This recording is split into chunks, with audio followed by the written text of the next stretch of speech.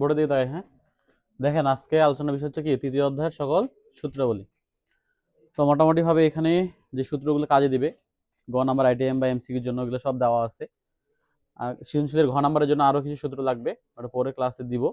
তো এখানে দেখেন প্রথম সূত্র হচ্ছে বল এফ সমান সমান এম এ। ঠিক আছে স্যার?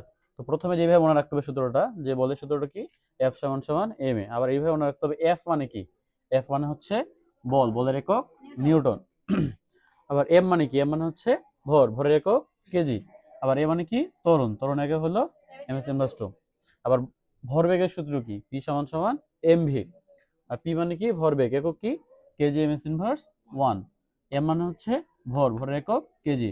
ভি মানে কি, ভি মানে হলো শেষ বেগ, এর একক হলো এমএস ইনভার্স ওয়ান।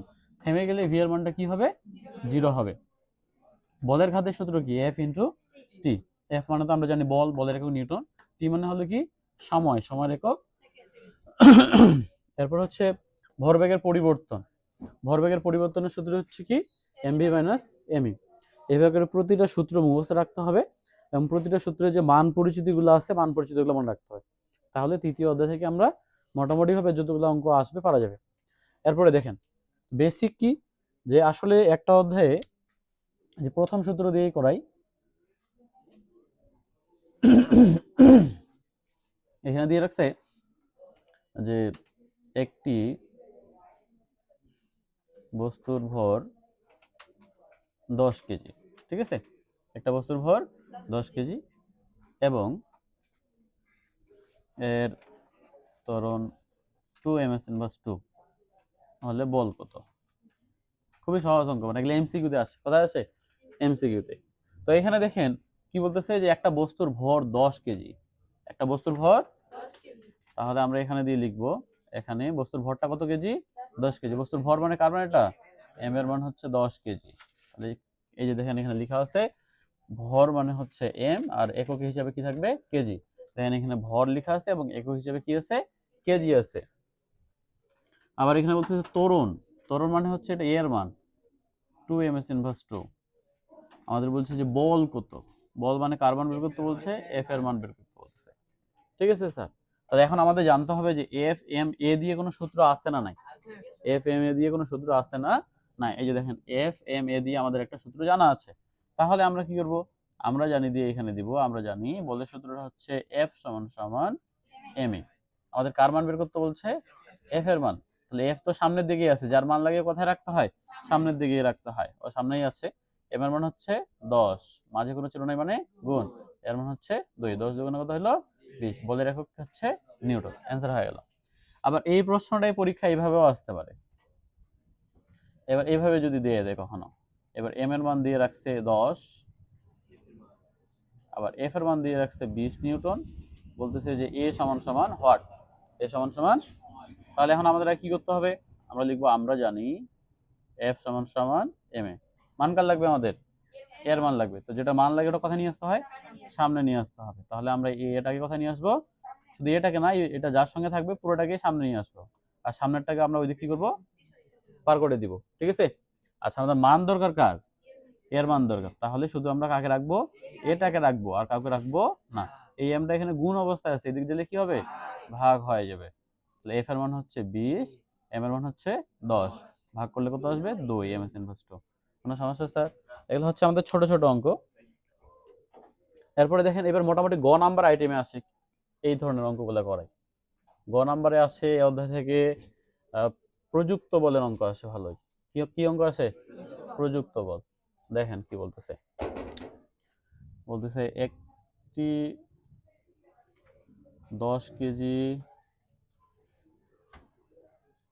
ভরের বাক্সকে 0.5 ms ইনভার্স 2 ত্বরণ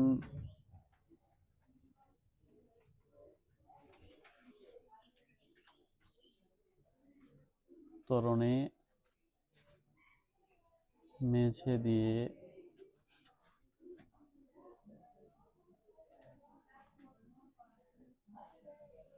টানা হচ্ছে। মেঝের ঘর্ষণ বল 0.2 নিউটন। হলে প্রযুক্ত বল কত? তাহলে প্রশ্নটা কি বলতেছে স্যার, আমরা একটু দেখি। একটি 10 কেজি ভরের বাক্স, তাহলে একটা বাক্সের ভর কত? 10 কেজি। আর আমরা জানি যে ভর মানে এটা কার মান?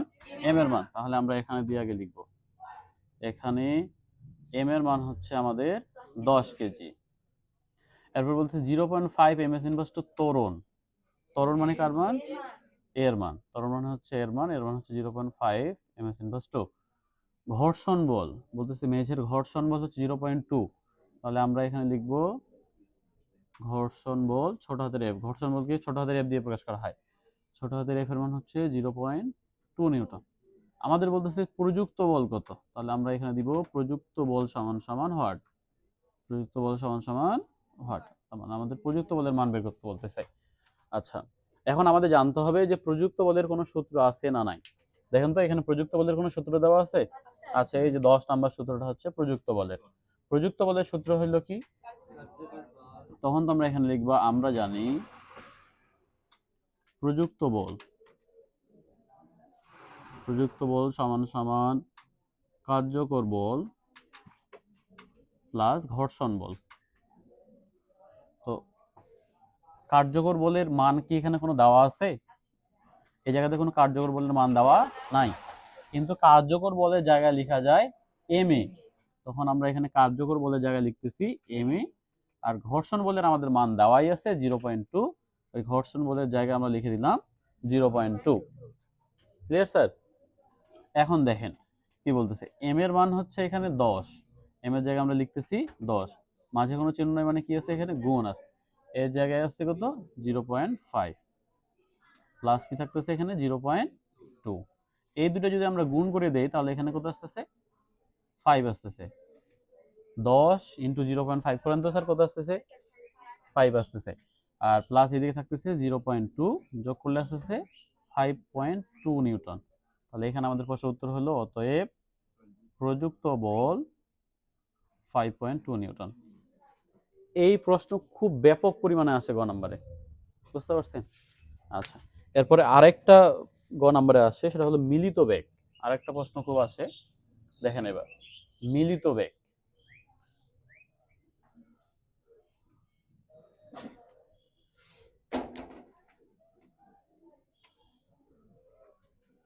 এটাই পাশে দিচ্ছে আর এটাই পাশে দিচ্ছে। এটা দিচ্ছে হচ্ছে আমাদের 2 কেজি, এটা দিয়ে রাখছে হচ্ছে 3 কেজি। এটা এইদিকে যাচ্ছে 5 ms ইনভার্স 1 বেগে, এটা এইদিকে যাচ্ছে 6 ms ইনভার্স 1 বেগে। ঠিক আছে স্যার?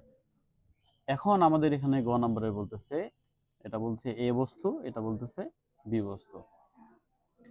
এ এবং বি বস্তুর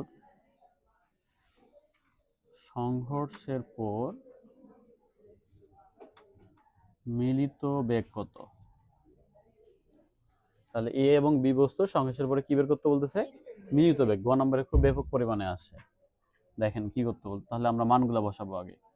এখানে প্রথম গোলকের মধ্যে যেটা থাকে ওটা m1, দ্বিতীয় গোলকের মধ্যে যেটা থাকে m2। তাহলে m1 এর মান দেওয়া আছে কত স্যার? 2 কেজি। আর m2 এর মান দেওয়া আছে 3 কেজি। আচ্ছা, এখন আমরা এখানে দেখি প্রথম বস্তুর আদিবেগ আর এটা হলো দ্বিতীয় বস্তুর আদিবেগ। ঠিক আছে? প্রথম বস্তুর আদিবেগ মানে এটা হলো u1 এর মান 5 ms ইনভার্স 1। এটা হচ্ছে দ্বিতীয় বস্তুর আদিবেগ মানে এটা হচ্ছে u2 এর মান। u2 এর মান হচ্ছে কত? 6 ms ইনভার্স 1। ঠিক আছে স্যার? এখন বস্তু দুইটা যদি একে অপরের বিপরীত দিক থেকে আসে, দেখো তো এটা বিপরীত দিক থেকে না, এই দিকে যাচ্ছে তার উল্টা দিকে আসতেছে, এরকম যদি বিপরীত দিক থেকে আসে তাহলে অবশ্যই একটা বেগের মানে তোমাকে কি দিতে হবে? মাইনাস দিতে হবে। ঠিক আছে স্যার? এখন আমাদের বলতেছে মিলিত বেগ কত? মিলিত বেগ মানে হচ্ছে ভি এর মান বের করতে বলতেছে। এই যে দেখেন ভি মানে হচ্ছে মিলিত বেগ। তো এখন এরপর আমাদের যেটা জানতে হবে যে মিলিত বেগের কোনো সূত্র আছে না নাই আমাদের কাছে? মিলিত বেগের আমাদের সূত্র আছে। তাহলে আমরা এখানে লিখবো, আমরা জানি মিলিত বেগের সূত্র হচ্ছে ভি সমান সমান m1 u1 plus m2 u2 ভাগ হচ্ছে m1 প্লাস m2। আর আরেকটা গুরুত্বপূর্ণ কথা সেটা হলো যে দুইটা বস্তুর যদি বেগের মান দেওয়া থাকে, ওগুলা u1 এবং u2 এর মান দেওয়া থাকে, v1 v2 এর মান কখনো সেরকম ভাবে দেওয়া থাকে না। তাহলে প্রশ্নতে যখনই দুইটা বেগের মান দেওয়া থাকবে তখন মনে করতে হবে একটা u1 এর মান, একটা u2 এর মান। Clear sir? আমরা এখন মান বসাবো। m1 এর জায়গায় m1 এর মান বসে, m1 এর মান হচ্ছে 2, u1 এর মান হচ্ছে 5 প্লাস m2 এর মান হচ্ছে 3, u2 এর মান হচ্ছে -6। m1 এর মান 2 আর এখানে হচ্ছে 3। আচ্ছা, 5 দুগুণা 10 প্লাস মাইনাসে মাইনাস, 3 6 18, আর নিচে যোগ করলে কত আসবে? 5। উপরে ক্যালকুলেশন করলে আসবে -8 ভাগ হলো 5। -8 ভাগ 5 দেন দেখি স্যার কত আসতেছে?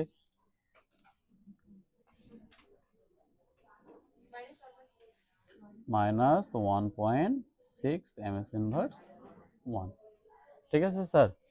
তো এই সূত্রগুলো যদি তোমাদের ক্লিয়ার থাকে, ফার্স্ট কাজ হচ্ছে সূত্রগুলো আগে মুখস্থ করে নিবা, তারপরে তৃতীয় অধ্যায় সাপ্লিমেন্ট গাইড মেডিসিন যেটা আছে ওইখান থেকে সৃজনশীলের গ নাম্বারগুলো সলভ করবা।